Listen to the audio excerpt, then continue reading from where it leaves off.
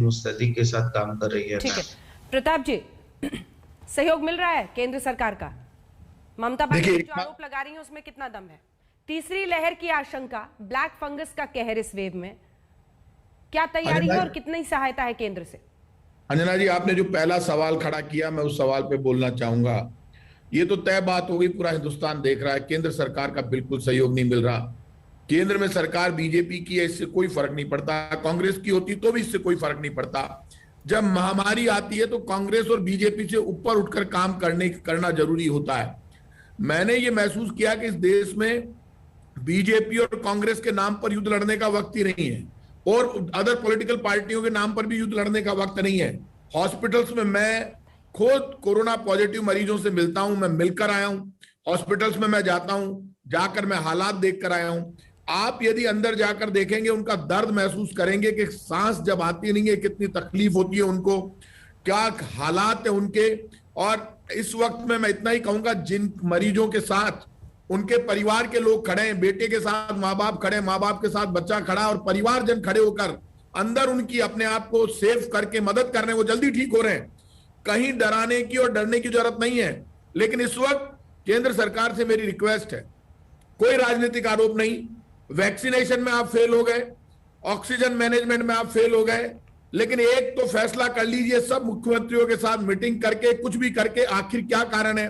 जब भी कोई बीमारी आती है, जैसे ही फंगल इन्फेक्शन की बात आई, इंजेक्शन गायब मार्केट से। अब कहीं ना कहीं बहुत सख्त होने की जरूरत है। जो लोग कालाबाजारी करते हैं उनको सीधे सीधे, कि मार्केट से इतने बड़े बड़े हमारे पास डिपार्टमेंट है, आखिर ये गायब क्यों होता है, कैसे होता है, क्या कारण है?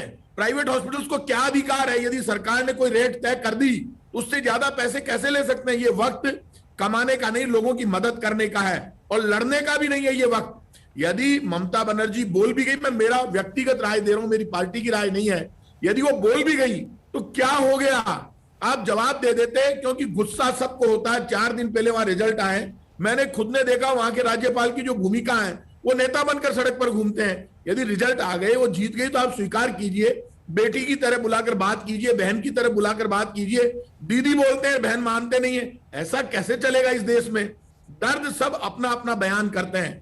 इस वक्त लोगों को जरूरत है, चाहे प्राइम मिनिस्टर हो चाहे चीफ मिनिस्टर हो, सब लोग चाहते हैं कि ये लोग हमारे लिए काम करें तो सुपरमैन की तरह करें। डर कर काम करते हुए कोई नहीं देखना चाहता। इस वक्त लोगों को बहाना नहीं चाहिए, रिजल्ट चाहिए। क्यों? जिसके घर में ब्लैक फंगस हो गया या कोरोना हो गया, उसके सामने जब रेमडेसिविर इंजेक्शन नहीं हो, ऑक्सीजन नहीं हो, उसका पूरा परिवार तड़फता है। 24 घंटे मेरा फोन शुरू रहता है, मैं देखता हूं लगातार। अब ये 2 दिन में, भगवान भला करे, भगवान दया करे, 2 दिन में इंजेक्शन, ये लगातार फोन आने मेरे पास भी कम हुए।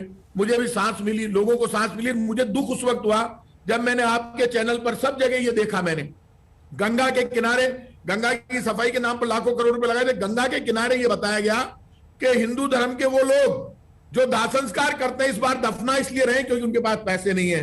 राजस्थान में हमने दाह संस्कार सरकार की तरफ से तय कर दिया। पूरे देश में यदि कहीं दर्द और परेशानी है, हम यदि वैक्सीनेशन फ्री नहीं कर सकते, आप मुझे ये बताइए, पेट्रोल डीजल पर रोज एक्साइज ड्यूटी बढ़ती है, रोज पैसा बढ़ता है। एक दिन की पेट्रोल डीजल से जितनी कमाई भारत सरकार करती है पेट्रोल डीजल गैस में, वो लगा दे तो पूरा वैक्सीनेशन पूरे देश के नौजवान को मिल सकता है। आपने 6 करोड़ 93 लाख वैक्सीन बाहर भेज दी।